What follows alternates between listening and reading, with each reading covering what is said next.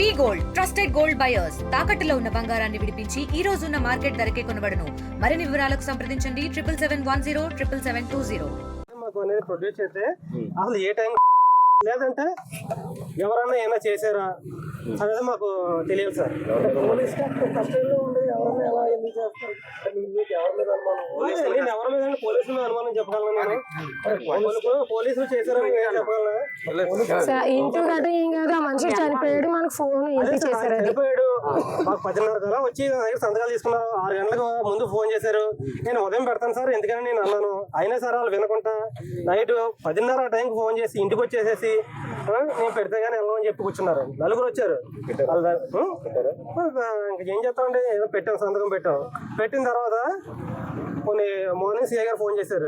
6-7 time కల్లా phone చేసి ఇలాగ మీ నాన్నగారు ఇలాగా సూసైడ్ చేసుకున్నారంటగా అన్నారు. కానీ ఆ సూసైడ్ కాదు కదా, అది నైట్ 10:30కి అదే అప్పుడు బాత్రూమ్ తీసుకొచ్చిన అతను బాత్రూమ్కి వెళ్ళి దూకేశారు అన్నప్పుడు మరి అప్పుడే మాకు ఇంటిమేట్ చేయాలి కదా. అనేది అదే మరి అక్కడి నుంచి తీసుకెళ్ళింది రూరల్ స్టేషన్ అన్నారు. ఆయన రూరల్ స్టేషన్ నుంచి ఇక్కడ టౌన్ స్టేషన్ తీసుకొచ్చారు. అక్కడ హైవే మీద విజువల్స్ ఉంటాయి, సీసీ కెమెరా విజువల్స్ ఉంటాయి. ఇక్కడ టౌన్ లోకి వెళ్ళేటప్పుడు టౌన్ లోకి వెళ్ళినప్పుడు సూసైడ్ కాదు సార్, ఇది సూసైడ్ కాదు. టౌన్ లోకి తీసుకెళ్లారు. టౌన్ లో తీసుకెళ్ళినప్పుడు అక్కడ కూడా కెమెరాస్ ఉంటాయి. ప్రతి దగ్గర ఆ స్టేషన్ వరకు కూడా కెమెరాస్ ఉంటాయి. స్టేషన్ దగ్గర కూడా కెమెరా ఉంటది. అంటే మాకు ఆ డౌట్ ఏంటంటే సార్, అలా కొట్టినప్పుడు స్టేషన్ లో బయట తిరిగిన మనిషి స్టేషన్ లో కూడా బయట రోడ్డు మీద తిరిగాడంట. అలాంటిది ఇప్పుడు అది ఎలా జరిగిందో తెలియదు సార్. అంటే ఎవరి మీద మాకు అనుమానం నేను చెప్పలేదు. ఫ్యామిలీ ఏంటంటే ఆయన ఆవిడ పక్క ఎక్కడ ఉంటారు, అక్కడ ఉంటదంటే నా అమ్మాయి ఎవరో కూడా మాకు తెలియదు. ఆ అమ్మాయిని అంటే ఇంట్లో తరచూ వచ్చి పిల్లలు పేరెంట్స్ తో కూడా బాగానే కలిసి ఉంటారు కదా సార్. ఆ అమ్మాయిని హాస్టల్ నుంచి తీసుకొచ్చాడో అక్కడి నుంచి తీసుకొచ్చాడో మాకు తెలియదు. ఆ అమ్మాయి ఎవరో తెలియదు అంటే అమ్మాయి అక్కడ చదువుతున్నా కూడా మాకు తెలియదండి. అయితే ఇలా పుకారా వచ్చింది ఆ అమ్మాయిని ఏదో చేశాడని. ఎవరో అన్నోన్ పర్సన్ ఏంటంటే వీడియో తీసి పంచడం అని అందరికీ షేర్ చేయడం అనేది జరిగినప్పుడు మేము కూడా ఏం చేసామంటే ఫ్యామిలీ మెంబర్స్ వచ్చి మా వారిని కాలర్ పెట్టుకున్నారు. నేను లోపల ఉన్నానండి. గబగబా వచ్చి ఒరే తమ్ముడు ఇది కరెక్ట్ కాదు, మీకు ఏం జరిగిందో నాకైతే తెలియదు, కానీ నా భర్త ఇక్కడ ఉన్నాడు కదా, నీకేం జరిగిందో చెప్పంటే అక్క నీకు వీడియో చూపించాలక్క, నీ ఉండగా నేను ఏ మాట అనలేను, ఎందుకంటే నువ్వు నాతో చాలా బాగుంటావు, నువ్వు నన్ను చాలా బాగా చూసావు అక్క, నేనేం అనలేను అని చెప్పాడు. అయితే అతను వచ్చే వరకు ఆగ్రా తమ్ముడు అన్నాను. అంతలోకి మా మామగారు బండి వేసుకొని వచ్చాడండి. బండి వేసుకొని వచ్చి ఎలిగేషన్ ఏమీ లేదు సార్. ఇప్పుడు ఏంటంటే నైట్ మాకు ఫోన్ చేశారు, నేను ఈవినింగ్ నుంచి ఫోన్ చేస్తున్నారు. అయితే మేము మార్నింగ్ సైన్ చేస్తామంటే ఊరుకున్న వాళ్ళు నైట్ 10:30కి మాకు ఫోన్ చేసి సైన్ కంపల్సరీ చేయాలని అడిగారు. సార్ మార్నింగ్ చేస్తాం సార్ అని చెప్పామండి. అంటే మేము కోర్టులోని ఇప్పటికిప్పుడు అసలు ఈవినింగే పంపించాలి, ఇప్పటి వరకు పంపించలేదు, మీరు ఒక సైన్ చేస్తే పంపించేస్తామని చెప్పారు సార్. అంటే ఓకే అని చెప్పేసి మా వారు వచ్చారు.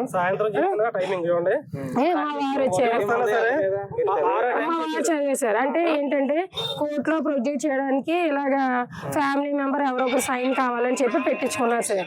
సరే అని చెప్పి మేము ఊరుకుని నేనన్నాను, భర్తతో కాపురం చేసిన దాంతో సంతకం పెట్టించుకుంటా బాగుంటుందండి, నా భర్త నేను వేరే కాపురం, నా భర్తతో ఎలా పెట్టించుకుంటారు, అలా వద్దు సార్ మా అత్తగారితో పెట్టించండి అని చెప్పాను. ఎవరైనా పర్వాలేదమ్మా ఇప్పుడు అర్జెంటుగా సంతకం పెట్టండి అన్నారు. సరే అని చెప్పి మా వారు సంతకం పెట్టినప్పుడు అదే 10:30కి మీరు సంతకం పెట్టించుకున్నారు, 37:40 లోపు ఆ ప్రాంతంలో పెట్టించుకున్నారు. మార్నింగ్ సీఏ సార్ అలా ఫోన్ చేసి అమ్మ ఇలా వాష్రూమ్ కానీ దిగి వాటర్లో దూకేశాడు, మ్యాక్సిమం ఏంటంటే ఆయన గౌరవం పోయిందని చెప్పేసి ఇలా చేసుకున్నాడేమో అని అన్నారు. దానికి మేము ఏమి అనమండి. ఒక అమ్మాయిని పాడు చేశాడు, బ్రతుకున్న మర్యాద ఉండదు ఎక్కడైనా, దానికి ఏం అనట్లేదు సార్. అదే టైం అయితే ఏ టైంలో చనిపోయాడని కనుక్కోమని చెప్పాను సార్. మళ్ళీ ఆయనకి కాల్ చేస్తే 10:30 ప్రాంతంలో చనిపోయాడని. అయితే నేను అన్నాను 10 నుంచి 10:30, 11 ప్రాంతంలో చనిపోతే మన దగ్గర 10:37 టయానికి వచ్చారు కదా, కోర్టుకి తీసుకెళ్లాలని ఎందుకు చెప్పారు అని నేను ఇప్పుడు అడుగుతున్నాను సార్. ఇప్పుడు ఏంటంటే మాకు సంబంధం లేదని కొట్టినా తిట్టినా వదిలేసాం, మా కళ్ళ ముందే పట్టించుకోలేదు, మాట ఎందుకు ఆ మాట అబద్ధం చెప్పారు అనేది మాకు కావాలి. కోర్టులో పంపించాలని చెప్పేసి తిరిగేసి మళ్ళీ మార్నింగ్ చెప్పారు సార్. అది నైటే చెప్పొచ్చు కదా సార్. నైటే చెప్తే డెత్ కి సంబంధించి లెటర్ రాస్తే దాని మీద మేమే పెడతాం కదా సంతకాలు. మరి కోర్టు అని ఎందుకు పెట్టాలి? అదే సార్ నాకు ఉన్న డౌట్. అది మాకు ఎక్కడ తెలుస్తుంది సార్? అవి మాకు తెలియదు. మాకు చెప్పింది అయితే మాకు ఆ డౌట్ ఉంది. ఆ టైం నుంచి ఈ టైంలోపు అదేదో రాత్రే చెప్పొచ్చు కదా మమ్మల్ని ఎందుకంటే సంతకాలు పెట్టించుకుని అలా రోడ్లు అంటే లాగడం. ఆ మనిషి మాకు అవసరం లేదని వదిలేసాము. కట్టుకున్న భార్యతో పాటు కన్న పిల్లలు కూడా నా పిల్లలతో పాటు ఫ్యామిలీ ఫోటో పెట్టేశారు మమ్మల్ని. నా పిల్లలను మేమేం చేసాం సార్? అసలు చేసిన వదిలేసేసి నా భర్త నేను నా పిల్లలు ఏం చేసాం అసలు? నిన్న కాక మొన్న నా ఆడపడుచు ఫోటోలు పెట్టారు.